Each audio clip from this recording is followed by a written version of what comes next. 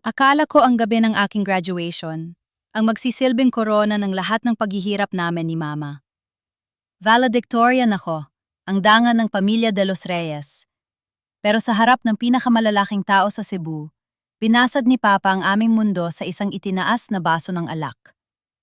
Everyone meet Clarice, my wife, and Nico, my only son. Sa isang iglap, naging abo ang lahat. Ang aming bahay ang aming pangalan at ang pagkatao ko lahat ay ibinigay niya sa kanyang lihim na pamilya. Pero hindi pa doon nagtatapos ang kalupitan ni Papa. Dahil ang anak na itinakwil niya, siya ring anak na nais niyang alisan ng laman para iligtas ang bago niyang pamilya. Isang bato kapalit ng aming kalayaan. Isang sakripisyo para sa batang kumuha ng lahat sa akin. Handa ba akong ibigay ang aking sariling dugo sa mga taong pumatay sa aking puso? O gagamitin ko ang katotohanan para bawiin ang dangal na tinapaktapakan nila?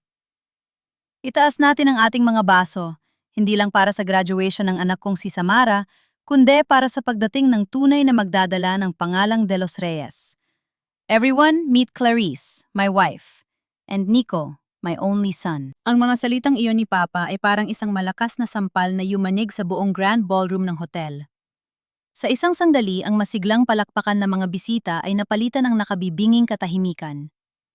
Ang mga ngiti sa labi ng mga prestiyosong doktor at negosyante sa Cebu ay tila nag-freeze habang ang lahat ng mata ay nakatuon sa entablado. Nakatayo ako sa gitna suot ang aking puting toga. Bit-bit ang gintong medalya ng pagiging valedictorian.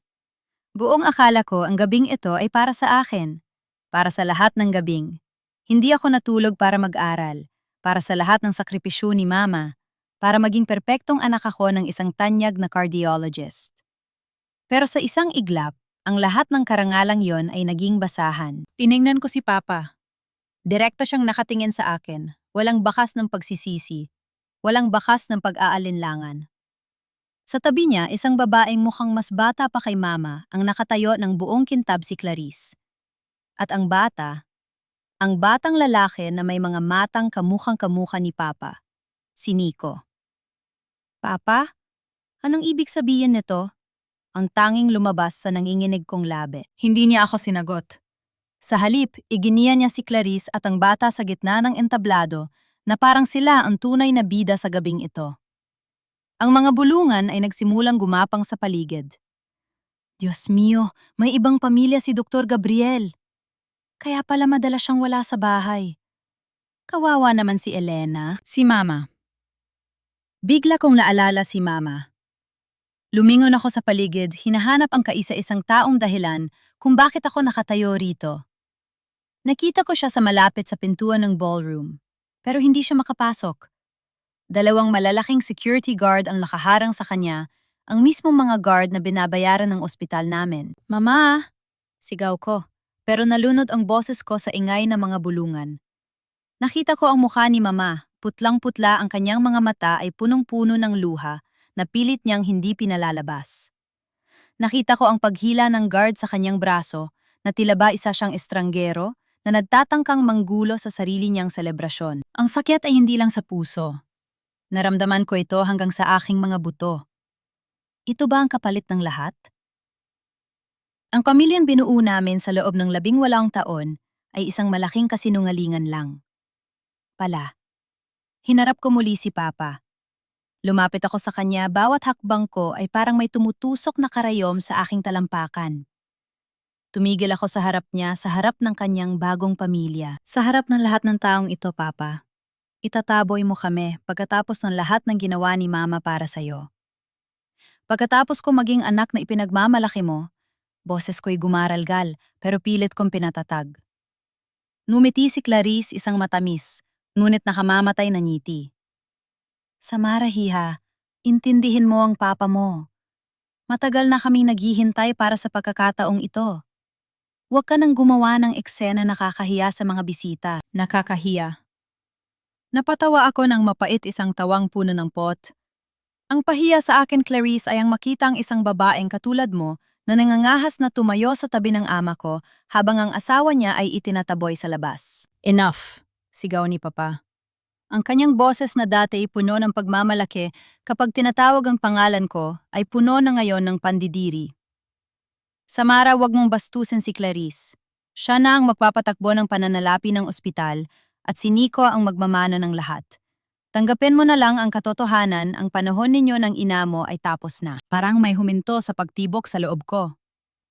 Ang lahat ng utang na loob na itinanim niya sa isip ko simula pagkabata na kailangan kong maging mahusay dahil siya ang nagbibigay ng lahat ay biglang naputol. Inalis ko ang medalyang ginto sa aking leeg. Ang mabigat na simbulong ito ng aking tagumpay ay tila naging isang mainit na uling na pumapaso sa aking balat. Dahan-dahan ko itong inilapag sa table sa harap ni Papa sa tabi ng kanyang baso ng alak. Kung ang kapalit ng titulong ito ay ang aking dignidad at ang katahimikan ni Mama, ayaw ko na nito, Papa. Isaksak ninyo ito sa bagong buhay ninyo, mariin kong sabi. Tinalikuran ko sila. Naglakad ako palabas ng ballroom, taas no kahit na ang bawat hibla ng aking pagkatao ay nanginginig sa galit at sakit. Narinig ko ang muling pagsasalita ni Papa sa microphone, pilit na ibinabalik ang atensyon ng mga tao sa kanyang bagong pamilya na tila ba hindi ako nag-exist. Paglabas ko nakita ko si Mama na nakaupo sa isang bench sa hallway na kayuko at humihikbi. Nilapitan ko siya at niyakap ng mahigpit. Mama, aalis na tayo, hindi tayo nararapat dito. Samara, ang pag-aaral mo, ang kinabukasan mo. Hikbi ni Mama, iniisip pa rin ang aking kapakanan sa kabila ng sarili niyang pagkawasak. Kaya ko, Ma, magtatrabaho ako. Hindi natin kailangan ng pera niya. Pangako ko sa kanya kahit hindi ko alam kung paano. Paalis na kami sa lobby ng hotel nang marinig namin ang mabilis na yabag ng sapatos sa marmol na sahig. Si Papa. Hininga siyang humabol sa amin, pero hindi dahil sa pag-aalala. May hawak siyang isang makapal na brown envelope. Makinig ko yung dalawa. Bungad niyang mukha ay wala ng bahid ng emosyon. Akala niyo ba ganun lang kadali ang lahat, Elena? Pirmahan mo ang mga dokumentong ito. Isinusuko mo ang lahat ng karapatan mo sa mansion at sa shares ng ospital. Gabriel, wala ka na bang natitirang awa? Tanong ni Mama sa pagitan ng luha. Tumingin si Papa sa akin, ang kanyang mga mata ay tila naging yelo. At ikaw, Samara, huwag kang masyadong mayabang. Alam kong valedictorian ka. Alam kong pangarap mong maging doktor. Pero tandaan mo ito, ang pondo para sa scholarship mo ay nasa ilalim ng pangalan ko. At ang mas mahalaga, binuksan niya ang envelope at naglabas ng isang medical report. Isinampal niya ito sa aking dibdib. Ang lolo mo, ang papa ni Elena, nasa ECU pa rin siya ng ospital ko, di ba? Isang utos ko lang sa mga nurse, Samara. Isang bunot lang ng plug ng ventilator niya, mawawalan ka na ng lolo bago sumikat ang araw. Napasinghap ako. Anong gusto mong gawin ko? Lumapit si Papa. Sa akin bumulong siya na tila isang demonyong nag-aalok ng kontrata. Kailangan ni Clarice ng kidney transplant. At sa lahat ng posibleng donor, ikaw lang ang perfect match based sa records na kinuha ko noon pa. Ibigay mo ang kidney mo sa kanya at mananatiling humihinga ang lolo mo. Tumanggi ka at maganda na kayo ng kabaong para sa matanda. Napatulala ako sa kanya. Ang sarili kong ama na nanumpa bilang doktor na magliligtas ng buhay ay ginagamit na ngayon ang buhay ng aking sariling lolo para lamang makuha ang isang bahagi ng aking katawan para sa kanyang kabit. Tumingin ako kay Mama na muling napahagulgol sa sahig. Tumingin ako sa elevator kung saan alam kong naghihintay ang isang bukas na hindi ko kailanman inakala. May 12 oras ka para mag-isip, Samara. Huling sabi ni Papa. Bago siya tumalikod at bumalik sa loob ng hotel, iniwan kaming dalawa ni Mama sa gitna ng malamig at madilim na gabi. Ang tunog ng ventilator ni Lolo, ang ritmong yon. Ang tanging musika sa loob ng malamig na silid ng ICU. Bawat buga ng hangin, bawat pag-angat ng dibdib ng matanda, ay tila isang segundong ninanakaw sa amin. Para sa akin at kay Mama, yon ang tunog ng pag-asa. Pero para kay Papa, yon ay isang stopwatch. Isang countdown para makuha niya ang gusto niya. Wala na ang scholarship mo, Samara. Tinawagan ko na ang registrar kaninang umaga. Bungad ni Papa pagpasok niya sa silid. Hindi man lang niya tiningnan ang biyenan niyang nakahiga at lumalaban sa kamatayan. Ang mga mata niya ay diretso sa akin, malamig at mapang-utos. Napatayo ako mula sa tabi ni Lolo. Ang aking mga kamay ay kuyom pilit na pinipigilan ang panginginig. Pinasok ko ang scholarship na yon dahil sa sarili kong grado, hindi dahil sa apelido mo. Wala kang karapatang bawiin yon. Isang mapait na tawa ang kumawala sa kanya. Sa papel, oo. Pero ang De Los Reyes Foundation ang nagpupondo sa slots na yon. Isang pirma ko lang sa Mara, isa kang hamak na dropout. At wag nating kalimutan ang bill dito sa ICU. Inilapag niya ang isang manipis na papel sa ibabaw ng side table. 3 milyong piso na ang utang ninyo sa ospital. Kung hindi nyo yan mababayaran sa loob ng 48 oras, kailangan nating ilipat ang lolo mo sa isang charity ward sa pampublikong ospital. Alam mo ko anong ibig sabihin yon, di ba? Sa kondisyon niya, hindi niya kakayanin ang biyahe sa ambulansya nang walang sapat na kagamitan. Hayop ka, Gabriel, sigaw ni Mama. Mula sa sulok ang boses ay paos na sa kaiyak. Tatay kong nakahiga riyan. Paano mo nasisikmurang gawin ito sa amin? Ginagawa ko lang ang dapat para sa pamilya ko, Elena, sagot ni Papa ng walang kurap. At ang pamilya ko ay ang asawa kong si Clarice at ang anak kong si Nico. Eksaktong pagkasabi niyon ay bumukas ang pinto. Pumasok si Clarice na nakaupo sa isang wheelchair itinutulak ng isang nurse. Nakasuot siya ng patient gown, ang kanyang mukha ay niladyan ng makeup na tila ba maputla siya at nanghihina, pero nakita ko ang tagumpay sa kanyang mga mata nang magtama ang aming paningin. Gabriel, huwag mong pilitin ang bata, sabi ni Clarice sa isang paos na boses, pero halatang sadyang ginawa. Humawak siya sa braso ni Papa. Kung mamatay man ako dahil sa kidney failure na ito, tanggap ko na. Huwag mo lang silang saktan. Hindi ka mamamatay, Clarice? Sagot ni Papa habang hinahaplos ang buhok nito. Tumingin siya sa akin. Nakikita mo ba, Samara? Ang babaeng ito handang mamatay dahil ayaw niyang mapilitan ka? Pero ikaw, ang sarili mong lolo hinahayaan mong mabulok dahil lang sa katigasan ng ulo mo.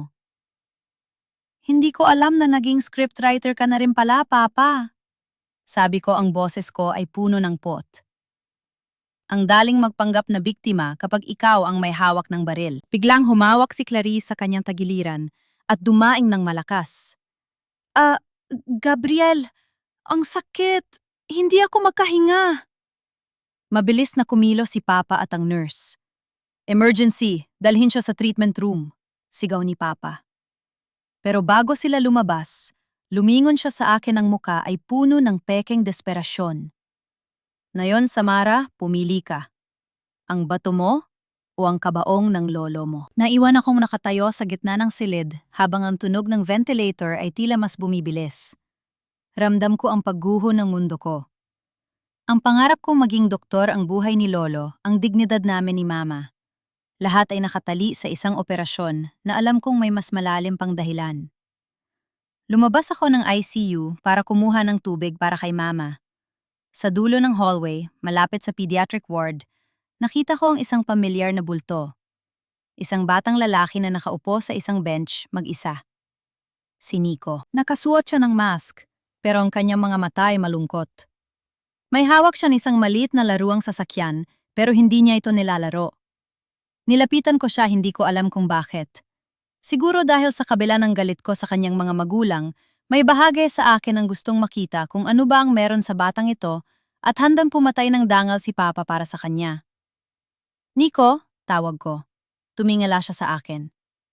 Ikaw po ba si Ate Samara? Tumango ako ng dahan-dahan. Bakit ka nandito nung mag-isa? Nasaan ang daddy mo? Nasa room po ni Mami, bulong niya. Bigla siyang uminom ng tubig at kumuha ng isang kulay kahel na tableta mula sa kanyang bulsa at nilunok ito. Sabi ni Daddy, kailangan ko raw maging malakas kasi baka bukas mawala na ang sakit ko.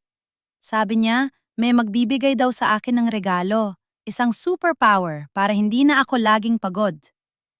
Nanigas ako sa kinatatayuan ko. Superpower. Isang regalo. Tumingin si Nico sa akin ng may inosenteng ngiti. Ate, ikaw po ba ang magbibigay niyon kasi? Sabi ni Daddy, ang kapatid ko raw ang magliligtas sa akin. Doon ko naramdaman ang tunay na kilabot. Ang aking sikmura ay bumaliktad. Hindi ito para kay Clarice. Ang lahat ng drama ni Papa ang pagpapanggap ni Clarice na hihimatayin ang pananakot tungkol sa scholarship. At kay Lolo, lahat ng iyon ay para itago ang isang katotohanan. Si Nico ang may kailangan ng kidney ko. At si Papa, handa niyang gamitin ang pagmamahal ko sa pamilya para lokohin ako dahil alam niyang hindi ako magsasakripisyo para sa kabit niya. Pero baka lumambot ang puso ko para sa isang inosenteng kapatid. Ngunit ang mas malaking tanong ay bakit kailangang magsinungaling ni Papa? Bakit kailangang idaan sa panlilinlang kung maaari naman niyang sabihin ang totoo? Ate, bakit ka po umiiyak? Tanong ni Nico habang inaabot ang maliit niyang kamay sa akin. Hindi ko nagawang hawakan ang kamay niya. Tumalikod ako at tumakbo pabalik sa ICU. Ang bawat hakbang ko ay puno ng bagong takot. Kung kaya nilang magsinungaling tungkol sa kung sino ang tatanggap ng organ ko, ano pa ang kaya nilang gawin? Hindi ako makahinga ng maayos habang naglalakad pabalik sa silid ni Lolo. Ang bawat tibok ng puso ko ay tila sumisigaw ng isang salita. Bakit? Bakit kailangan magsinungaling ni Papa? Kung si Nico ang nangangailangan ng tulong, bakit kailangan palabasin na si Clarisang mamatay? Alam ko ang sagot. Dahil alam ni Papa na sa kabila ng lahat ng sakit, hindi ko matitiis ang isang inosenteng bata. Pero mas pinili niyang gamitin ang panlilinlang kaysa sa katapatan. Para sa kanya, hindi ako anak, isa lang akong medical spare part na kailangang manipulahin para makuha ang gusto niya. Dahil sa galit at pagdududa, hindi ako bumalik sa ICU. Sa halip, dinala ako ng aking mga paa sa clinical laboratory ng De Los Reyes Medical Center. Bilang anak ng may-ari at isang incoming medical technology student na madalas mag-volunteer dito noong high school, kabisado ko ang pasikot-sikot ng laboratoryong ito. Gabi na at kakaunti na lang ang tao. Ang amoy ng alcohol at malamig na hangin galing sa mga aircon ay tila nagpapatigas sa aking determinasyon. O Samara, bakit nandito ka pa? Akala ko nasa ECU ka. Tanong ni Ate Lani, isa sa mga senior medtech na malapit sa akin. May kinuha lang po ako, Ate Lani. Sabi ni Papa, i-check ko ra ang HLA matching results para sa transplant ni Tita Clarice. Pagsisinungaling ko. Ang aking boses ay hindi nanginginig, isang kasanayang natutunan ko sa mga nakaraang araw ng pagpapanggap. Kumunot ang noo ni Ate Lani. HLA matching. Ngayon lang, pero tapos na yon, di ba? Last month, pana-archive ang mga results para sa pamilya nyo. Nanigas ako. Last month? Oo. Teka, tignan natin sa system. Sabi niya habang humaharap sa computer. Tumabi ako sa kanya, ang mga mata ko ay nakatitig sa screen. Nang lumabas ang mga file, parang tumigil ang mundo ko. May isang folder doon na may label na Project NC. Sa loob niyon, nandoon ang pangalan ko, Samara de los Reyes. Donor 01. Ang petsa ng test Mayo 15. Isang buwan bago ang graduation ko. Isang buwan bago pa aminin ni Papa ang tungkol sa kanyang lihim na pamilya. Ibig sabihin, habang naghahanda ako para sa aking speech bilang valedictorian, habang nangangarap ako ng masayang kinabukasan, kinukuha na nila ang dugo ko sa mga routine check-up ko noon para itest kung match ako sa kanilang lihim na proyekto. Ate Lani, pwedeng patingin ng physical copy nito yung may pirma ng pathologist? Tanong ko, pilit na pinapakalma ang aking sarili. Sige, nandun sa dulo, sa restricted files cabinet. Alam mo naman kung nasaan ang susi? Sabi niya bago bumalik sa kanyang ginagawa. Mabilis akong naglakad patungo sa dulo ng lab. Binuksan ko ang cabinet at hinanap ang physical record. Nang mahanap ko ito muli, akong napasinghap. Ang pirma ng nag-validate ng test ay si Mang Ben, ang dating chief medtech na biglang tinanggal ni Papa noong April dahil daw sa insubordination. Ngunit may mali. Ang petsa ng pirma ni Mang Ben sa record na ito ay Hunyo 20. Imposible. Hunyo 20 ay nung isang araw lang at matagal nang wala si Mang Ben sa ospital na ito. Pinik ang pirma. Huwag kang masyadong malalim tumingin, Samara. Baka malunod ka sa dumi ng ospital na ito. Napatalon ako sa gulat. Sa likuran ko ay nakatayo si Mang Ben. Nakasuot siya ng jacket at sombrero tila nagtatago. Mang Ben, anong ginagawa niyo rito? Bulong ko. Kinuha ko lang ang mga huling gamit ko. Pero nakita kita. Tiningnan niya ang hawak kong folder. Yan ba? Yan ang dahilan kung bakit ako sinibak ng papa mo. Dahil tumanggi akong pirmahan ng peking record na yan. Ang bata si Nico. Siya ang tunay na pasyente. Pero ang protocol para sa organ donation sa mga menor de edad ay napakahigpit, Samara. Mas madaling ilipat ang kidney mo sa isang adult na kunwari ay dying, bago ito i-reroute sa tunay na pasyente sa isang private clinic sa labas. Ibig niyo pong sabihin, gagawin nila ang operasyon sa akin pero hindi ito para iligtas si Clarice. Ito ay para kay Nico, oo. Pero ang mas malala ang kondisyon ni Nico ay di hamak na mas komplikado kaysa sa sinasabi nila. At ang paraan ng pagkuha nila ng dugo mo para sa test na yan nang walang pahintulot mo, yan ay krimen sa Mara. Nanginig ang mga kamay ko habang hawak ang folder. Ang sarili kong ama ginawa akong laboratory experiment. Ginamit ang aking dugo, pineke ang mga dokumento, at nayon ay tinatakot ako gamit ang buhay ni Lolo para lamang makuha ang gusto niya. Biglang gumukas ang pinto ng laboratorio. Samara, bakit ka nandito? Ang boses ni Clarice. Nakatayo siya sa pinto, hindi na naka-wheelchair. Diretso ang tayo at puno ng pot ang mga mata. Wala na ang pagpapanggap na mahina. Mabilis na nagtago si Mang Ben sa likod ng malalaking refrigerator. Agad kong itinago ang folder sa loob ng aking lab coat. Tinitignan ko lang ang mga records, tita. Hamon ko sa kanya.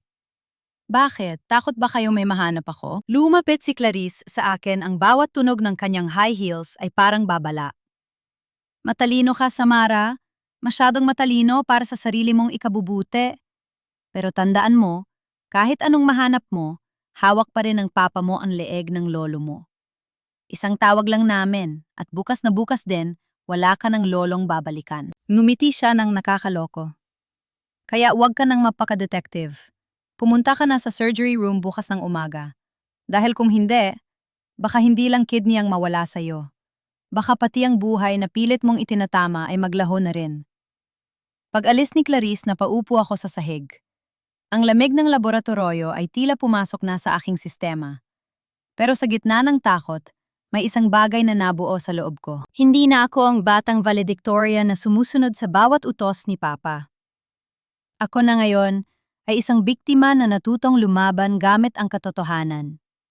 Kung gusto nila ng dugo, ibibigay ko. Pero sisiguraduhin kong ang dugong yon ang maglulubog sa kanilang lahat. Ang bawat yabag namin ni Mama sa lumang handanan patungo sa bodega ng mansyon ay tila tunog ng isang hatol. Ang mansyong dati ipuno ng halimuyak ng mga sariwang bulaklak at mamahaling pabango, na yon ay amoy alikabok at gamit na kinalimutan na ng panahon. Dito kami itinapon ni Papa. Sa bodega na katabi ng labahan kung saan ang tanging maririnig mo ay ang ingay ng mga washing machine at ang ratsada ng ulan sa bubong na yero. Sabi ni Papa ito ay para maging praktikal, dahil ang mga kwarto sa taas ay inihahanda na para sa mga bisita ni Clarice at para sa mga nurses ni Nico. Madahan-dahan, bulong ko habang inaalalayan si Mama sa madilim na pasilyo. Naupo si Mama sa isang lumang kutso na nakalatag sa sahig. Ang kanyang mga mata ay walang kibo, nakatingin lang sa kawalan. Ang dati niyang marikit na mukha ay tila tumanda ng 10 taon sa loob lang ng ilang araw. Samara, patawarin mo ako, hikbi niya. Hindi ko akalain na aabot tayo sa ganito. Ang akala ko, sapat na ang pananahimik ko para mapanatili ang pamilya natin. Huwag mong sisihin ang sarili mo, Ma. Hindi mo kasalanan na naging halimaw si Papa. Sagot ko habang nililinis ang maliit na mesa sa tabi niya. Biglang bumukas ang pinto ng bodega. Pumasok si Clarice, suot ang isang mamahaling silk robe at may hawak na baso ng juice. Lumingon-lingon siya sa paligid nang may pangungutya sa kanyang mga labi. Ay, pasensya na. Akala ko kailangan niyo ng dagdag na basahan, sabi niya sabay lapag ng baso sa tanging maayos na mesa namin. Pero mukhang bagay naman tayo rito. Dito naman talaga nagsisimula ang mga taong walang ambag sa lipunan, di ba? Anong kailangan mo, Clarice? Matabang kong tanong. Wala naman. Gusto ko lang ipaalala sa'yo, Samara, na bukas na ang schedule ng pre-op mo. Huwag kang gagawa ng kahit anong tangkang pagtakas. Tandaan mo ang bawat minutong pag-iinarte mo ay bawas sa hininga ng lolo mo. Lumapit siya sa akin at hinaplos ang pisingi ko. At huwag ka rin mag-alala pagkatapos mong ibigay ang kailangan ni Nico. Baka payagan ko kayong manatili rito bilang mga katulong. Hinding-hindi mangyayari yan. Bawi ko sabay, tabig sa kamay niya. Tumawa lang siya at lumabas na tila ba isang reyna na katatapos lang mag-inspeksyon sa kanyang mga alipin. Nang gabi ring yun, nagising ako dahil sa isang mahinang kaluskos. Nakita ko si Mama na nakaupo sa harap ng maliit navigation. Ang tanging liwanag ay galing sa isang maliit na flashlight. May hawak siya ng isang plastic na lalagyan ng mga tira-tirang pagkain mula sa hapunan ng pamilya ni Papa sa taas na ibinigay ng isa sa mga luma naming katulong. Nakita ko kung paano dahan-dahang isubo ni Mama ang malamig na kanin at kapirasong ulam. Hindi siya umiiyak, pero ang bawat pagmuya niya ay tila puno ng pagtitiis. Pagkatapos uminom siya ng tubig at kinuha ang kanyang maliit na pitaka. Binilang niya ang mga barya roon, mga baryang itinabi niya para mabili ang gamot sa maintenance ni Lolo na hindi nasagot ng ospital ni Papa. Ma, tawag ko sa mahinang boses. Nagulat siya at mabilis na itinago ang plastic. O Samara, bakit gising ka pa? Kumain ka na ba? May natira pa rito anak, masarap ito galing sa catering sa taas. Lumapit ako sa kanya at niyakap ko siya ng mahigpit. Doon ko naramdaman ang buto-buto niyang katawan. Ang dati kong matatag na ina ay unti-unti nang natutunaw sa harap ng aking mga mata. Ang sakripisyong ito ang paglamon ng sariling dangal para lang may maibigay sa anak at sa magulang ito ang tunay na sakit na hindi kayang gamutin ng anumang operasyon. Hindi ko ito mapapayagan, Ma. Hindi tayo dito mamatay. Bulong ko. Anak, magtiis muna tayo. Ang mahalaga mabuhay ang lolo mo, sabi niya habang hinahaplos ang guhok ko. Nang bumalik ako sa aking higaan, hindi ako makatulog. Ang aking kamay ay napakapit sa ilalim ng aking unan kung saan nakatago ang folder na nakuha ko sa laboratorio. Pero habang kinakapa ko ang mga papel, may nakapa akong isa pang bagay sa loob ng lumang punda ng unan na ibinigay ni Mama. Isang lumang kahon na lata. Dahan-dahan ko itong binuksan. Sa loob nandun ang mga lumang dokumento na may tatak ng National Archives. Binasa ko ang mga pangalan Donato at Remedios Ilustre, ang mga magulang ni Mama. At ang nakasaad sa dokumento, ang titulo ng lupang kinatitirikan ng De Los Reyes Medical Center. Nanlaki ang aking mga mata. Ang ospital na ipinagmamalaki ni Papa, ang ospital na ginagamit niyang panakot sa amin, ay hindi sa kanya. Ang lupa ay pag-aari ng pamilya ni Mama. Isang donation inter vivos na may mga kondisyong hindi natupad ni Papa. Isang munting liwanag ang sumilip sa madilim na bodega. Ngayon alam ko na kung bakit ganun na lang kadesperado si Papa na paalisin kami at kunin ang lahat. Hindi lang ito tungkol kay Nico. Tungkol ito sa takot niyang mabawi ni Mama ang lahat ng pundasyon ng kanyang kapangyarihan. Hindi lang ako donor ng kidney, Papa. Ako ang tagapagmana ng katotohanang wawasak sa iyo. Ang araw-araw ng aking pre-operative assessment ay dumating na parang isang sentensya. Dinala ako ng isang nurse sa isang maliit na kwarto kung saan kukunin ang huling mga blood sample at bibigyan ako ng mga paalala bago ang operasyon. Sa loob naghihintay si Clarice, nakaupo sa isang silya at prenteng nagbabasa ng isang fashion magazine. Good morning, Samara. Ready for our big day? Nakangiti niyang bate na tila ba isa lang kaming magkaibigan na magpapaspa. Hindi ako umimik. Umupo ako sa tapat niya habang inihahanda ng nurse ang mga gamit. Heto po, Ma'am Clarice, ang inyong maintenance meds para sa kidney niyo. Inumin niyo na po bago tayo magsimula, sabi ng nurse sabay abot ng isang maliit na paper cup na may 2 tableta at isang baso ng tubig. Ito na ang pagkakataon ko. Habang umiinom si Clarice, sinadya kong ihulog ang aking bag. Ay naku, sigaw ko at yumuko para pulutin ang mga nagkalat kong gamit. Sa ilalim ng mesa sa maikling sandaling yon na walang nakatingin, dinukot ko mula sa aking bulsa ang isang kapirasong aspirin na binalot ko sa tissue at ipinalit sa isang tableta na pasimple kong itinulak palayo mula sa cup ni Clarice. Kinuha ko ang tunay niyang gamot at isinilid sa aking bulsa. Ag-angat ko tapos nang uminom si Clarice. Walang may napansin. Pasensya na po, sabi ko sa nurse. Pagkatapos ng assessment, hindi ako umuwi sa bodega. Dumiretso ako sa laboratorio. Gabi na naman at tanging ang ugong ng mga makina ang aking kasama. Gamit ang aking kaalaman bilang isang medtech student, maingat kong sinuri ang tabletang nakuha ko. Ang resulta ay tumama sa akin na parang kidlat kahit inaasahan ko na. Calcium carbonate at multivitamins. Hindi ito gamot. Isa lamang itong supplement. Isang pampalakas ng buto na karaniwang ibinibigay sa mga babaeng nasa edad ni Clarice. Walang bakas ng anumang gamot para sa kidney failure. Hawak ko na ang ebidensya ng kanilang pagsisinungaling.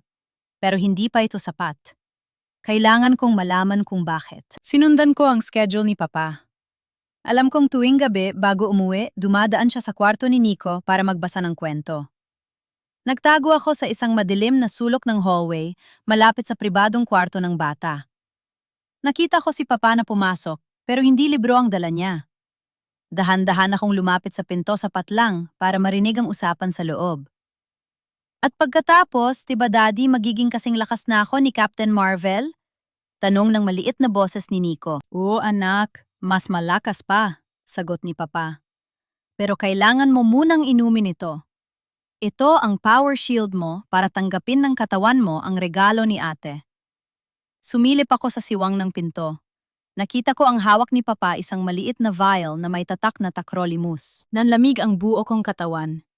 Ang tacrolimus ay isa sa pinakamalakas na immunosuppressant drug sa merkado. Gamot na ibinibigay sa mga pasyenteng tatanggap ng organ transplant para hindi i-reject ng kanilang katawan ang bagong parte. Ang gamot na ito ay ibinibigay bago pa man maganap ang operasyon. Kinumpirma nito ang lahat. Hindi lang panlilinlang ang ginagawa nila. Isa itong malawak at pinagplanuhang medical conspiracy. Dahan-dahan akong umatras mula sa pinto, hawak ang cellphone ko. Kailangan ko ng litrato. Kailangan ko ng pruweba. Pero sa pag-atras ko, bumangga ako sa isang matigas na bagay. Looking for something, Samara? Ang boses ni Clarice. Malamig at puno ng panganib. Nahuli niya ako. Hinigit niya ako sa braso at kinaladkad papasok sa isang bakanteng supply closet. Itinulak niya ako sa pader. Ano, nasiyahan ka ba sa nalaman mo, little detective? Hayop ka!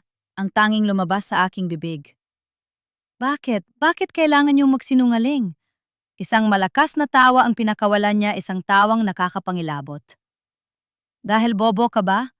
Sa tingin mo ba isasakripisyo ng ama mo ang kanyang reputasyon para sa akin? Hindi, Samara. Ang lahat ng ito ay para sa kanyang mahal na anak, para sa tagapagmana niya. Lumapit siya sa akin, ang kanyang muka ay ilang pulgada na lang ang layo sa akin. Ang kanyang mga mata ay nag-aapoy sa galit. Alam na alam ng papa mo ang ugali mo. Alam niyang puno ka ng awa at pride. Hindi mo kailanman ililigtas ang anak ng kabit, Samara. Itatakwil mo si Nico dahil siya ang simbolo ng pagkawasak ng pamilya mo. Pero ang isang kawawang kapatid na naghihingalo, baka maawa ka pa at pag-isipan. Bawat salita niya ay parang lason na tumatago sa aking balat. Kailangan kanyang kapaniwalain na ako ang kalaban, na ako ang nangangailangan ng tulong. Pagpapatuloy niya. Parang pagtanggi mo ay maging predictable, para kapag napilitan kang pumayag sa huli, hindi mo alang na ang pag-oo mo pala ang magliligtas sa tunay niyang pamilya. Isang napakagandang plano, hindi ba? Napahawak ako sa pader para suportahan ang aking sarili. Ang kasamaan nila ay walang hangganan. Hinawakan ni Clarice ang aking panga ng mahigpit. Bukas ang operasyon, Samara. At sa ayaw at sa gusto mo, hihiga ka sa operating table na iyon. At kung hindi ka sumipot, hindi na ang lolo mo ang unang magbabayad, baka ikaw na. Binitiwan niya ako at lumabas ng closet, iniwan akong nanginginig sa dilim. Pero hindi na ito panginginig sa takot. Ito ay panginginig sa nag-aalab na galit. Pumasok ako sa bodega na parang isang bangkay na naglalakad. Ang lamig ng boses ni Clarice ay tila nakabaon pa rin sa aking balat. Pagpasok ko, nakita ko si Mama na nakaupo sa tabi ng munting bintanang may rehas, nakatingin sa ulan na walang tigil ang pagbatak. Ma? Tawag ko, ang boses ko ay halos pabulong na lang. Lumingon si Mama. Nang makita niya ang itsura ko, ang aking maputlang muka at nanginghinig na mga kamay, agad siyang tumayo at nilaro ang aking mga pisngi. Samara anak, anong nangyari? Sinaktan ka ba nila? Hindi ko na napigilan. Napahagulgol ako sa balikat ni Mama. Ang sama nila, Ma. Ang dumi-dumi nila. Lahat ng ito. Ang pagpapanggap ni Clarice, ang pananakot kay Lolo. Lahat ito ay para lang lokohin ako. Para lang makuha ang gusto nila para kay Nico. Hinaplos ni Mama ang aking buhok. Ang kanyang mga kamay ay mainit at puno ng pagmamahal. Alam ko, anak. Alam ko. Natigilan ako. Kumalas ako sa yakap at tiningnan si Mama ng diretso sa mga mata. Anong ibig mong sabihin, Ma? Alam mo na ang lahat ng ito? Bumuntong hininga si Mama at marahang naupo muli. 2 taon na, Samara. 2 taon ko nang alam na may ibang pamilya ang papa mo. Parang gumuho ang mundo ko sa pangalawang pagkakataon. Bakit? Bakit hindi mo sinabi sa akin? Bakit hinayaan mong murmukha tayong tanga sa harap nila? Yumuko si Mama ang kanyang mga luha, ay dahan-dahang pumatak sa kanyang mga palad. Dahil ayaw kong masira ang konsentrasyon mo sa pag-aaral, alam ko kung gaano mo pinangarap na maging valedictorian. Alam ko kung gaano ka kasaya kapag ipinagmamalaki ka ng papa mo. Akala ko kung magbubulag-bulagan ako kung mananatili akong perpektong asawa, babalik din siya sa atin. Akala ko sapat na ang pagtitiis ko para sa pamilyang ito. Pero tinataboy na tayo. Ginagawa na tayong hayop. Sigaw ko sa gitna ng galit at awa. Yun ang akala nila. Biglang nagbago ang boses ni Mama.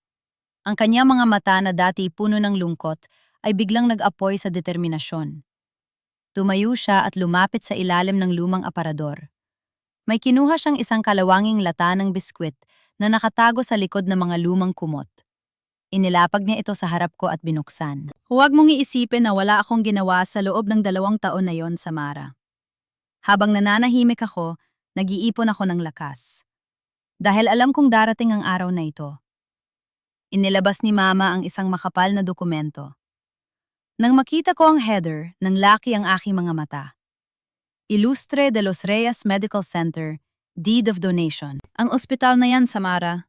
Ang lupang kinatitirikan yan ay pag-aari ng lolo mo. Ipinamana niya sa akin yan bago siya nagkasakit.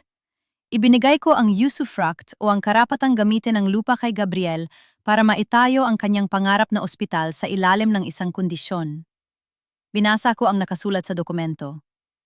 The donation shall be revoked if the donee commits acts of ingratitude, adultery, or fails to maintain the honor of the donor's family.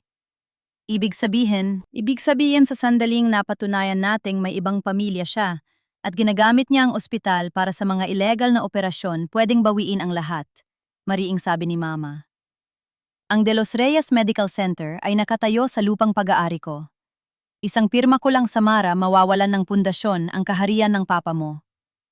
Bakit hindi natin ito ginamit noon pa, Ma? Dahil kailangan natin ng ebidensya ng medical malpractice para masiguradong hindi niya magagamit ang pera ng ospital para labanan tayo sa korte. At ang ebidensyang iyon ay nasa kamay mo na, di ba? Tiningnan ko ang folder na nakuha ko sa laboratorio.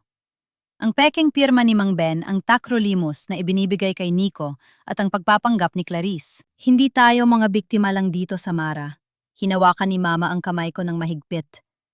Tayo ang may-ari ng katotohanan ito. Hahayaan nating ituloy nila ang paghahanda para sa operasyon bukas. Hahayaan nating ipakita nila ang lahat ng baho nila. At sa sandaling akala nila ay nagtagumpay na sila, doon natin sila pababagsakin. Sa gabing iyon, sa loob ng madilim at mabahong bodega, hindi na kami nakaramdam ng takot. Ang bawat patak ng ulan sa bubong ay tila tunog ng dumarating na hustisya. Sa unang pagkakataon, nakita ko ang aking ina, hindi bilang isang sawi na asawa, kundi bilang isang babaeng marunong lumaban. At ako, hindi na ako ang donor na biktima. Ako na ngayon ang magiging kasangkapan para mabawi ang lahat ng ninakaw sa amin. Mabukas, sisiguraduhin kong wala na silang babalik ang pangalan, pangako ko. Gawin mo ang nararapat, anak, para sa lolo at para sa ating danggal. Kinanukasan pumasok ako sa ospital na may suot na maskara ng pagsunod. Pinilit kong wag manginig ang aking mga kamay habang binabati ang mga nurse at staff na nakakakilala sa akin bilang ang kawawang anak ni Dr. Gabriel. Sa paningin nila isa akong biktima. Pero sa loob ko ako ay isang mandirigmang nagbibilang ng oras. Dahil sa pre-op status ko, binigyan ako ni Papa ng access sa ilang restricted areas para mapalagay ang loob ko at makita ang pasilidad kung saan gaganapin ang operasyon.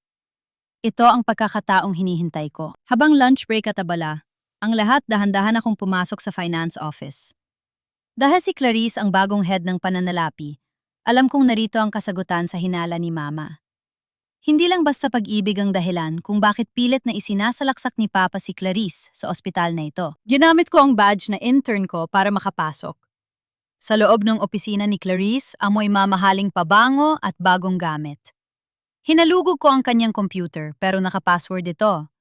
Lumingon-lingon ako at nakita ang isang makapal na ledger sa ilalim ng tumpok ng mga magazine.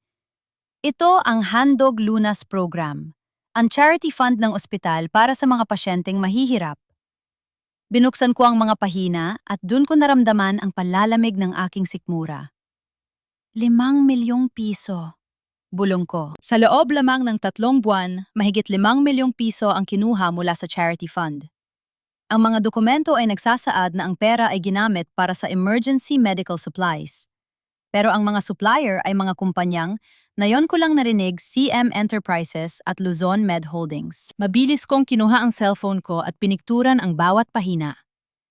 Habang binabasa ko ang mga pangalan ng kumpanya, napansin ko ang isang maliit na resibo na nakaipit sa dulo. Isa itong deposit slip patungo sa isang account sa Parañaque, isang sikat na casino resort. Hindi lang ito para kay Nico, napagtanto ko. Nilulustay ni Clarice ang pera ng mga mahihirap para sa sarili niyang bisyo. Ang Handog Lunas ay ang pundasyon ng dangal ni Lolo.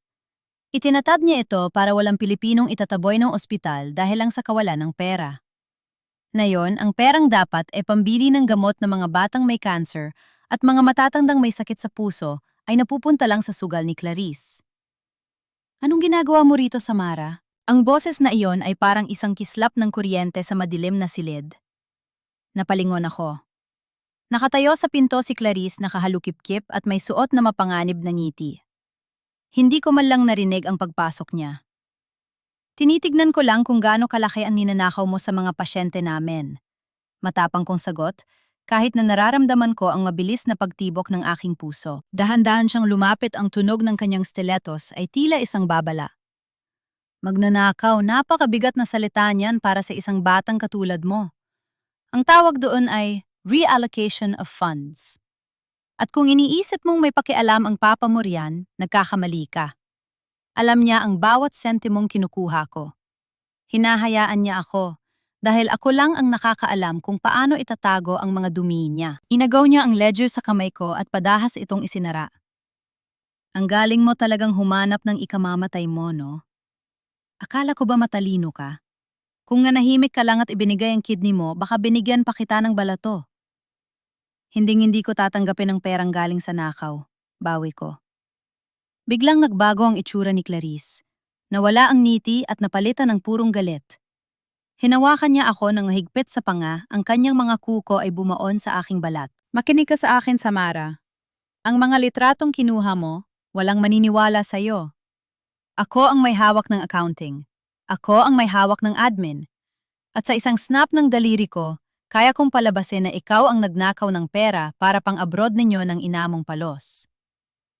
Itinulak niya ako ng malakas dahilan para tumama ang likod ko sa cabinet. Umalis ka na rito bago ko tawagin ang security at ipahiya ka sa buong ospital. Bukas pagising mo sa operating table, malalaman mo kung sino ang tunay na may-ari ng ospital na ito. Lumabas ako ng opisina na hapo-hapo. Pero sa kabila ng takot, ramdam ko ang tagumpay. Hawak ko na ang huling piraso ng puzzle. Hindi lang ito tungkol sa pamilya. Ito ay tungkol sa isang malawakang krimen. Habang naglalakad ako sa hallway, nakita ko ang isang matandang babae na umiiyak sa harap ng billing counter dahil hindi ma-approve ang kanyang Handog Lunas application. Doon naramdaman ko ang apoy sa aking dibdib. Hindi na lang ito para sa akin at kay Mama. Ito ay para sa lahat ng taong ninanakawan ng pag-asa ng mga katulad ni Gabriel at Clarice. Pagdating ko sa dulo ng hallway, mabilis kong pinindot ang send sa aking cellphone. Ang mga litrato ng ledger ay ipinadala ko sa isang taong alam kong hindi kayang bilhin ng papa ko, si Mang Ben. Mang Ben, ilabas niyo na ang dapat ilabas. Bukas ang huling laban. Magnanakaw traidor. Ang boses ni Papa ay yumanig sa loob ng kanyang marangyang opisina. Isang makapal na folder ang ibinalibag niya sa mesa direkta sa harap ko. Sa tabi niya nakatayo si Clarice na may hawak na panyo sa kanyang mga mata, tila balabis na nasaktan sa aking pantataksil. Papa, ano na namang palabas ito? Matabang kong tanong kahit nararamdaman ko na ang tensyon sa paligid. Huwag ka na magpanggap, Samara. Sinabi sa akin ni Clarice ang lahat.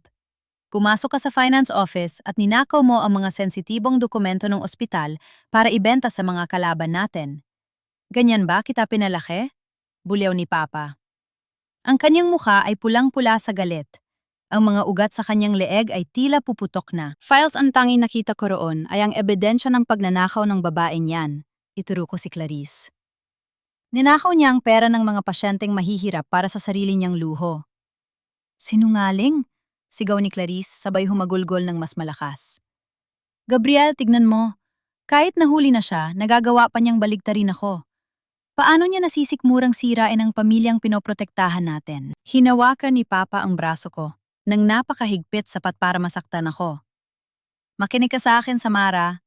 May CCTV footage kami na pumasok ka sa opisina nang walang pahintulot. Sapat na yon para mabulok ka sa kulungan. Isang tawag ko lang sa mga pulis na nasa lobby ngayon, kakalat ka rin kanila. Palabas ng ospital na ito sa harap ng lahat ng staff. Gawin mo, Papa. Ipakulong mo ang sarili mong anak. Pero tandaan mo, lalabas din ang katotohanan. Hamon ko sa kanya. Sa tingin mo ba may oras pa ako para sa mga laro mo? Lumapit siya sa akin, ang kanyang hininga ay amoy, kape at sigarilyo. Wala nang takas, Samara.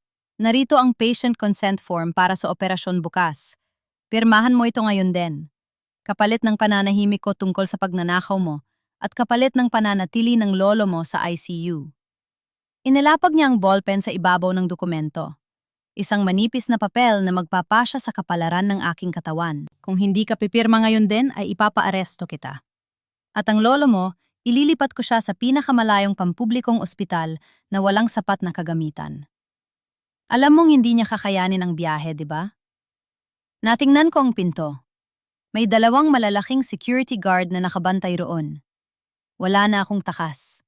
Ang bawat sulok ng ospital na ito ay naging isang malaking bitag na ginawa ni Papa para sa akin. Nanginghinig ang aking kamay nang hawakan ko ang ballpen. Tumingin ako kay Clarice. Nakita ko ang isang mabilis at mapangasar kong ngiti sa kanyang mga labi sa likod ng kanyang panyo. Akala nila nanalo na sila. Dahan-dahan kong isinulat ang aking pangalan sa linya. Samara de los Reyes. Pero sa huling bahagi ng aking pirma, naramdaman ko ang isang kakaibang lakas. Pirmahan ko man ito, hindi nito mababago ang katotohanang nasa kamay na ni Mang Ben. Ayan, masaya ka na ba? Tanong ko pagkatapos bitawan ng ballpen. Ngayon, para masiguradong hindi ka nagagawa ng kahit anong gulo, lumingon si Papa sa mga guard. Dalhin niyo siya sa VIP room 402. Ilok ang pinto. Walang papasok o lalabas maliban sa mga nurses na maghahanda sa kanya para sa surgery bukas na madaling araw. Kunin ang cellphone niya. Ano, ipiprinso niyo ako? Sigaw ko habang hinihigit ako ng mga guard. Proteksyon lang ito, Samara, para sa pasyente. Malamig na sabi ni Papa. Kinuha nila ang aking cellphone. Wala akong nagawa kundi ang magpumiglas habang kinakaladkad ako sa hallway patungo sa aking selda. Nakita ko ang ilang mga nurse na napapatingin, ang kanilang mga mata ay puno ng awa, pero walang nangangahas na tumulong. Sa ospital na ito, si Gabriel de los Reyes ang Diyos, at ang sinumang kumontra sa kanya ay mawawala ng trabaho. Itinulak nila ako sa loob ng VIP room 402. Isang magandang kwarto, may malambot na kama at mamahaling kagamitan, pero para sa akin ito ay isang hawla. Narinig ko ang paglock ng pinto mula sa labas. Tumakbo ako sa bintana, pero nasa ika-4 na palapag ako at ang mga bintana ay fixed glass, hindi nabubuksan. Naupo ako sa sahig at sumandal sa pader. Mag-isa. Walang cellphone. Walang komunikasyon kay Mama. Ang tanging kasama ko ay ang malamig na hangin mula sa aircon at ang nakabibinging katahimikan ng gabi bago ang operasyon. Napahawak ako sa aking bulsa. May naramdaman akong matigas na bagay. Ang digital recorder ni Mang Ben. Nakalimutan nila ang kapkapan ako ng maayos dahil sa sobrang kumpiyansa. Nakuha nila ang cellphone ko, pero hindi nila nakuha ang maliit na device na ito kung saan nakarecord ang bawat pagbabanta ni Papa kanina sa opisina. Napangiti ako sa gitna ng aking mga luha. Ang bawat salita niya, ang bawat pananakot niya tungkol kay Lolo, lahat ay nandito. Akala niyo ba ay ganun lang kadali akong tapusin? Bulong ko sa dilim. Maaring nakakulong ako sa kwartong ito, pero ang katotohanan ay malaya na. Ngayon, kailangan ko na lang magtiwala na matatanggap ni Mang Ben ang aking mensahe bago pa tuluyang bumuka ang balat ko sa ilalim ng scalpel ni Papa. Dahil kung bukas ang huling araw ng aking pagiging buo, sisiguraduhin kong iyon din ang huling araw ng kaharian ni Gabriel de los Reyes. Madaling araw. Ang buong ospital ay balot ng isang kakaibang katahimikan, maliban sa mahinang ugong ng aircon sa VIP room 402. Nakaupo ako sa gilid ng kama suot ng asul na hospital gown. Ang bawat hibla ng tela nito ay nagpapaalala sa akin na sa loob ng ilang oras, mawawalan ako ng isang bahagi ng aking sarili. Narinig ko ang pag-ikot ng susi sa pinto. Pumasok ang isang batang nurse, si Sarah. Siya ang nurse na madalas kong tulungan sa pag-ayos ng mga charts nung nag-volunteer pa ako rito. Nakayuko siya, hindi makatingin ng diretso sa akin habang inihahanda ang IV line. Samara, pasensya na. Utos lang ni Dr. Gabriel. Bulong niyang boses ay nanginginig. Sarah, tignan mo ako. Sabi ko ng may buong hinahon. Alam mo ang totoo. Alam mong hindi normal ang bilis ng transplant na ito. Alam mong may mali sa mga records. Wala akong magagawa, Samara. Mawawalan ako ng trabaho. May pamilya akong pinapakain. Sagot niya habang dahan-dahang itinusok ang karayom sa aking ugat. Hinigit ko ng bahagya ang kanyang kamay. Sara, ang panunumpa mo bilang nurse, hindi yon para protektahan ang amo mo. Para yon sa pasyente. At sa oras na ito, ako ang pasyente mo. Pero hindi lang buhay ko ang nakataya rito. Inilabas ko ang maliit na digital recorder mula sa ilalim ng aking unan at ipinakinig sa kanya ang huling bahagi ng pagbabanta ni Papa. Ang boses ni Papa na parang isang diktador ay umalingaw-ngaw sa tahimik na kwarto. Nanlaki ang mga mata ni Sarah. Diyos ko, pati si Lolo Donato. Sarah, kailangan ko maipadala ang recording na ito kay Mang Ben. Nandun siya sa cafeteria naghihintay. Kung hindi mo ito magagawa, magiging bahagi ka ng krimeng ito. Pero kung tutulungan mo ako, ikaw ang magiging susi para malinis ang ospital na ito. Nag-alinlangan si Sarah. Tumingin siya sa pinto pagkatapos ay sa akin. Sa huli, dahan-dahan niyang kinuha ang recorder at isinilid sa loob ng kanyang bulsa. Gagawin ko, pero Samara, mag-ingat ka. Galit na galit si Dr. Gabriel dahil may mga board members na raw na nagtatanong tungkol sa records. Habang nangyayari ito sa loob ng aking selda sa lobby ng De Los Reyes Medical Center, isang bagong bagyo ang namumuo. Pumasok si Mama. Hindi na siya ang babaeng nakayuko at madungis na nakita sa bodega kahapon.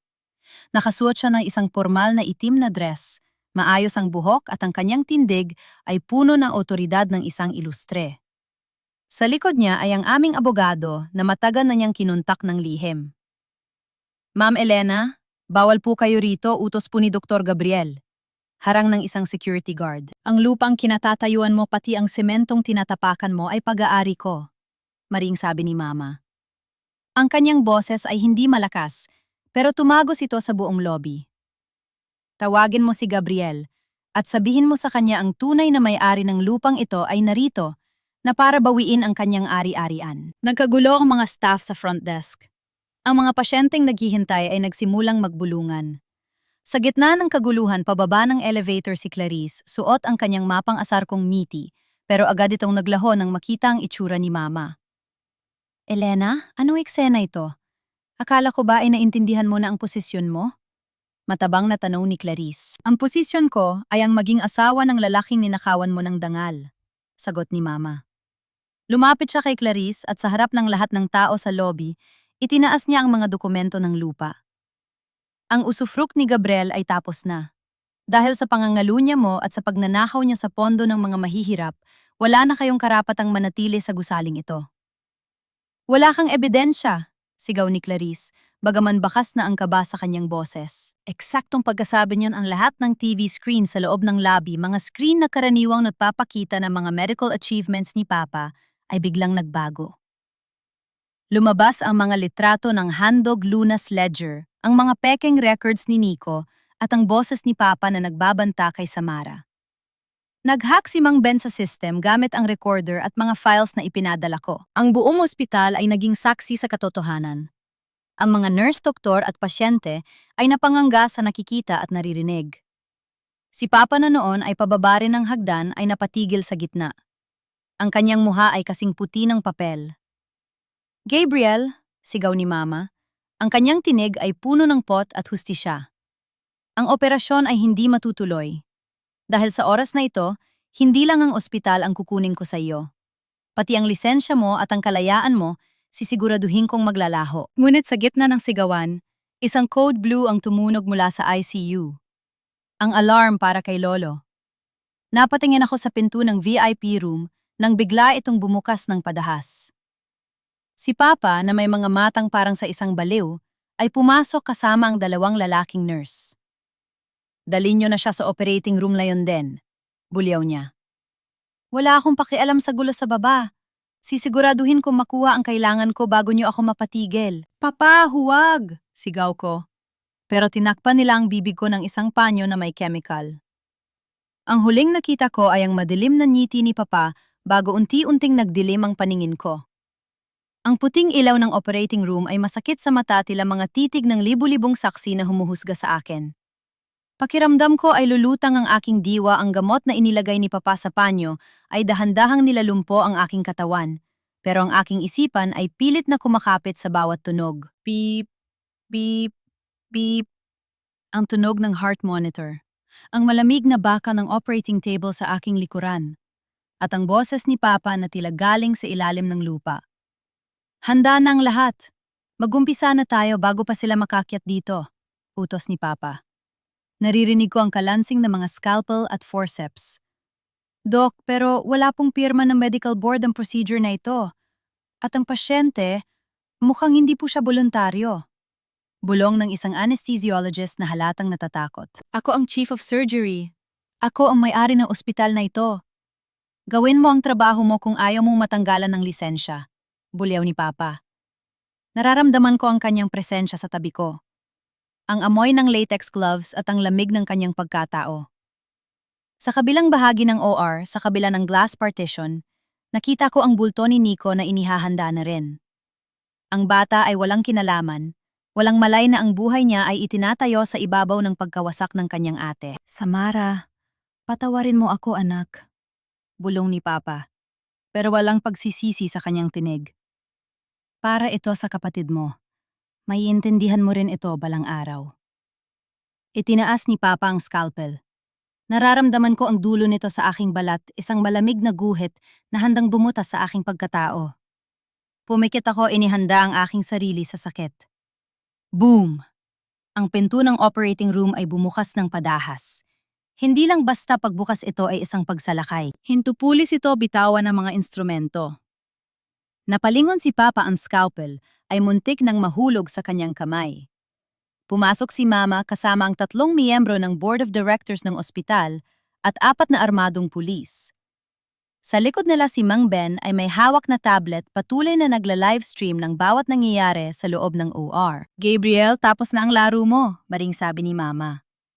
Ang kanyang mga mata ay nag-aapoy sa galit na naipon sa loob ng 2 dekada. Ang medical board ay naglabas na ng cease and desist order laban sa iyo. Suspendido ang lisensya mo ngayon din. Elena, anong ginagawa mo? Mamamatay ang anak ko? Sigaw ni Papa, itinuro si Nico. Kailangan niya ang transplant na ito. Ang bata ay ililigtas ng mga tunay na doktor sa legal na paraan. Sigaw ng isa sa mga board members, si Dr. Aranas, ang dating mentor ni Papa. Gabriel, napanood namin ang lahat. Ang pagbabanta mo sa iyong biyenan, ang pagmamanipula sa records. Isa kang kahihiyan sa propesyong ito. Hindi niyo pwedeng gawin ito sa akin. Ako ang De Los Reyes. Nagwawala si Papa. Susubukan niyang ituloy ang paghiwa sa akin sa desperasyon, pero mabilis siyang hinawakan ng 2 pulis at pinwersang ilayo sa table. Bitawan niyo ako, Clarice. Clarice, tulungan mo ako. Sigaw ni Papa. Hinahanap ang babaeng pinag-alayan niya ng lahat. Ngunit sa labas ng OR sa hallway, nakita namin si Clarice na pilit na tumatakas bitbit ang isang malaking bag.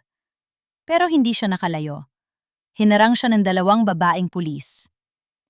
Clarice Santos, you are under arrest for estafa, qualified theft, and violation of the Organ Donation Act, sabi ng pulis habang pinupusasan siya. Wala akong kinalaman dito. Si Gabriel ang may kasalanan ng lahat. Pinilit niya lang ako, sigaw ni Clarice. Mabilis na inilaglag ang lalaking akala niya ay magiging tikit niya sa karangyaan. Narinig ni Papa ang lahat. Nakita niya kung paano siya tinalikuran ng babaeng ipinalit niya sa amin. Ang kanyang mukha ay dahan-dahang napalitan ng purong kawalan ng pag-asa. Nawala ang kanyang mansion, ang kanyang ospital, ang kanyang dangal at pati ang babaeng kinahumalingan niya. Samantala, dinaluhan ako ni Mama at ni Sarah, ang nurse na tumulong sa akin. Anak, nandito na si Mama. Ligtas ka na! Hikbi ni Mama habang hinahaplos ang noo ko. Dahan-dahan akong nagkamalay ang epekto ng gamot ay unti-unting nawawala. Tumingin ako kay Papa na ngayon ay nakaluhod na sa sahig, nakapuso ang mga kamay sa likod habang kinakaladkad ng mga pulis. Papa, tawag ko sa mahinang boses. Lumingon siya, ang kanyang mga mata ay puno ng luha. Samara, anak, hindi mo lang kinuha ang pamilya natin, Papa. Kinuha mo rin ang tiwala ko sa mga taong dapat ay nagliligtas sa atin. Sabi ko, ang bawat salita ay puno ng bigat. Ang dugo ko, hinding-hindi mo na mahahawakan. Sa sandaling iyon, ang tunog ng code blue ay muling umalingaw-ngaw. Pero hindi ito para kay Lolo. Ito ay galing sa kwarto ni Nico. Ang bata ay nag-seizure dahil sa maling dosage ng tacrolimus na ibinigay ni Papa sa kanyang desperasyon. Nico, sigaw ni Papa, susubukan niyang kumawala sa mga pulis. Pero hindi siya hinayaan. Hayaan niyo ang mga tunay na doktor ang gumamot sa kanya, Gabriel, sabi ni Mama. Ang mga doktor na hindi nagnanakaw ng buhay ng iba. Habang inilalabas si Papa at Clarice sa ospital na nakapuso ang lahat ng staff ay nakatingin. Ang mga taong dati iyumuyukod sa kanila ay ngayon ay may mga matang puno ng pandidire. Naiwan kami ni Mama sa OR. Hinawakan niyang kamay ko ng mahigpit. Tapos na, Samara, nabawi na natin ang ating pangalan. Tumingin ako sa kisame ng operating room. Ang puting ilaw ay hindi na masakit sa mata. Ito na ang liwanag ng isang bagong umaga. Isang umaga kung saan ang bawat patak ng dugo ko ay erken na muli at ang dangan ng aming pamilya ay hindi na nakabase sa kasinungalingan, kundi sa katotohanang aming ipinaglaban. Isang buwan ang lumipas mula nang gumuho ang kaharian ni Dr. Gabriel de los Reyes. Ang dating pangalan na nagniningning sa ginto sa bukana ng ospital ay binabaklas na ngayon. Isang malakas na tunog ng martilyo ang umalingaw-ngaw sa buong facade ng gusali. Clang, clang, clang. Pinanood ko mula sa garden ng ospital ang pagbagsak ng mga letrang De Los Reyes. Papalitan ito ng Ilustre Medical Center. Isang pagbabalik sa pangalan ng pamilya ni Mama, ang pamilyang tunay na nagpundar ng lupang ito. Samara, anak, tawag ni Mama habang papalapit sa akin. May hawak siyang 2 tasa ng mainit na tsaa. Mukha na siyang presko, ang mga mata ay wala na ang bakas ng puyat at takot. Ang lolo mo gising na, hinahanap ka niya. Salamat, Ma. Susunod ako, sagot ko ng may ngiti.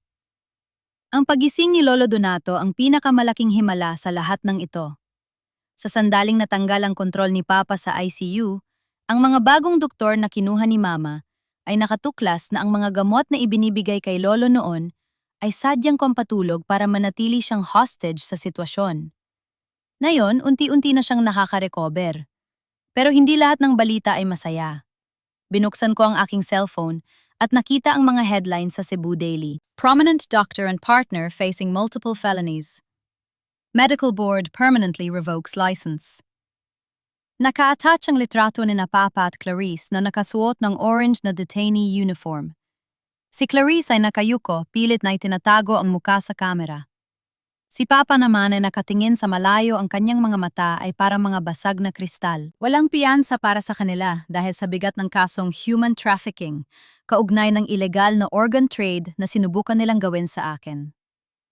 Ang bawat sentimong ninakaw ni Clarice sa handog lunas ay kailangan nilang bayaran dahilan para ma-sequester ang lahat ng kanilang ari-arian, pati ang mga mamahaling sasakyan at ang bahay na dapat ay magiging bagong tahanan nila. Tumayo ako at naglakad patungo sa pediatric ward. Doon sa isang silid na puno ng mga laruan, nakita ko ang isang bata na nakaupo sa tabi ng bintana. Si Nico. Ang bata ay ligtas na mula sa seizure pero kailangan pa rin niya ng transplant. Dahil sa gulo ang pangalan niya, ay inilagay na sa national waiting list ng mga legal na transplant centers. Wala na siyang priority. Walang shortcut. Nang makita niya ako, lumiwanag ang kanyang mukha. Ate Samara, akala ko po ayaw niyo na sa akin. Lumapit ako at hinaplos ang kanyang buhok. Ang batang ito ay walang kasalanan sa kasamaan ng kanyang mga magulang. Siya rin ay biktima ng ambisyon at kasinungalingan. Hindi, Nico, nandito lang si ate, bulong ko. Ate, nasaan po si daddy? Sabi po ng mga nurse, nag-abroad lang daw po sila ni Mami Clarice. Pero bakit hindi po sila tumatawag? Tanong niya ng may inosenteng lungkot. Naramdaman ko ang kirot sa aking puso. Paano mo sasabihin sa isang 10 taong gulang na bata na ang kanyang mga magulang ay nasa kulungan dahil sinubukan nilang nakawin ang buhay ng kanyang sariling kapatid? Nico, kailangan nilang ayusin ang ilang mga bagay. Pero sa ngayon, si ate muna ang magbabantay sa'yo, okay? Bumukas ang pinto at pumasok ang abogado ni Mama. Samara, kailangan mo itong malaman. Nagmakaawa ang iyong ama. Gusto kanyang makita sa detention cell. Sabi niya, huling-hiling na raw niya ito bago ang trial. Tumingin ako kay Mama na kakarating lang. Tumanggo siya ng dahan-dahan. Ikaw ang magpapasya, anak. Hindi kita pipilitin. Makalipas ang ilang oras, nasa harap na ako ng isang makapal na glass partition sa Cebu City Jail. Sa kabilang panig, pumasok ang isang lalaki na halos hindi ko makilala. Payat gusot ang buhok at ang dating tindig ng isang tanyag na cardiologist ay napalitan ng isang taong tila pasoko na sa buhay. Pag-upo niya, dahan-dahan niyang hinawakan ng telepono. Ganon din ang ginawa ko. Samara, ang boses niya ay paos halos pabulong. Salamat sa pagpunta. Ano ang kailangan mo, Papa? Tanong ko nang walang halong galit, tanging kapayapaan na lang ang nararamdaman ko. Patawarin mo ako, anak. Bulag ako. Nabulag ako ng pag-asang magkaroon ng anak na lalaking magdadala ng pangalan ko. Nabulag ako ni Clarice. Akala ko kaya kong kontrolin ang lahat. Nagsimulang dumaloy ang mga luha sa kanyang mga pisingi. Nico, kamusta si Nico? Sinasaktan ba siya ng mga pulis? Ligtas si Nico. Kami ang nag-aalaga sa kanya, Papa. Kami ni Mama, sagot ko. Napatigil si Papa. Inaalagaan niyo siya pagkatapos ng lahat ng ginawa ko sa inyo. Hindi kami katulad mo, Papa. Hindi kami nakhihiganti sa isang bata, maring sabi ko. Gusto ko lang malaman mo, sa kabila ng lahat ng pananakot mo, itutuloy ko pa rin ang paghihinala ko. Nagpa-register na ako bilang isang legal na voluntary donor sa Philippine Network for Organ Sharing. Kung magiging match kami ni Nico sa legal na paraan at kung iyon ang magiging desisyon ng board, ibibigay ko ang kailangan niya. Napahagulgol si Papa, ang kanyang noo ay sumandal sa glass partition. Bakit? Bakit mo gagawin yan pagkatapos kong subukang pilitin ka? Dahil ito ang tama, Papa. At dahil ito ang itinuro sa akin ni Lolo at ni Mama na ang tunay na lakas ay hindi nasa pagkontrol, kundi nasa pagbibigay ng may dignidad. Ibibigay ko ang kidney ko hindi dahil utang ko sa iyo o dahil sa takot. Ibibigay ko ito dahil gusto ko. Dahil ako ang may-ari ng buhay ko at gusto kong maging simula ng paghilom ni Nico. Samara, hindi ako karapat-dapat na maging ama mo, hikbi ni Papa. Matagal ko na ring tinanggap yan, Papa, sabi ko habang dahan-dahang ibinababa ang telepono. Magbabayad ka sa batas at magbabayad ka sa konsensya mo. Pero kami ni Mama malaya na kami. Hindi na kami nakakulong sa galit na itinanim mo. Tumayo ako at naglakad palabas, hindi na nilingon ang lalaking patuloy na umiiyak sa likod ng rehas. Paglabas ko ng jail, sinalubong ako ng sikat ng araw. Ang hangin ay amoy kalayaan. Alam ko mahaba pa ang proseso ng paggaling. Marami pang trial na kailangang harapin at marami pang sakit ang kailangang gamutin. Pero sa kauna-unahang pagkakataon, hindi na ako ang biktima. Ako na ang nagsusulat ng sarili kong kwento. At ang kwentong yon ay hindi nagtatapos sa paghihigante, kundi sa pagbawi ng sariling kapayapaan. 2 taon ang mabilis na lumipas. Nakatayo ako sa harap ng salamin, inaayos ang aking puting coat.